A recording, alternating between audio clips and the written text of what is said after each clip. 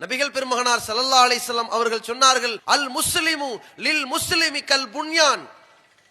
ஒரு முஸ்லிம் இன்னொரு முஸ்லிமோடு எப்படி இருக்க வேண்டும் தெரியுமா? அவன் ஒரு கட்டிடத்தை போன்று இருக்க வேண்டும்.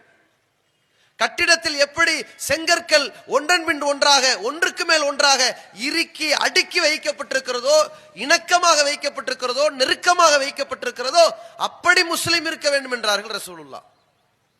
அல் முஸ்லிமு லில் முஸ்லிமி கல் ஜஸதில் வாஹித். ஒரு முஸ்லிம் இன்னொரு முஸ்லிமுக்கு இடையிலே ஒரு உடலை போன்று இருக்க வேண்டும். அந்த உடல் என்றால் என்ன தெரியுமா? இதிஷ்தகா ஐனுஹு இஷ்தகா குல்லுஹு. உடல் என்றால் ஒரு மனிதனுடைய உடலில் அவன் உறுப்புகளில் கண் பாதிக்கப்பட்டால் உடலெல்லாம் உருக்குலைந்து போய்விடுகிறது.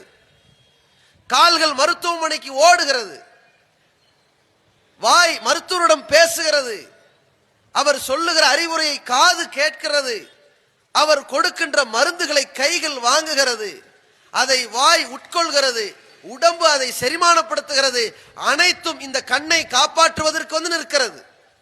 இதுபோல ஒரு முஸ்லிம் இருக்க வேண்டும் என்று இஸ்லாம் சகோதரத்துவத்தையும் ஒற்றுமையையும் வலியுறுத்துகிறது.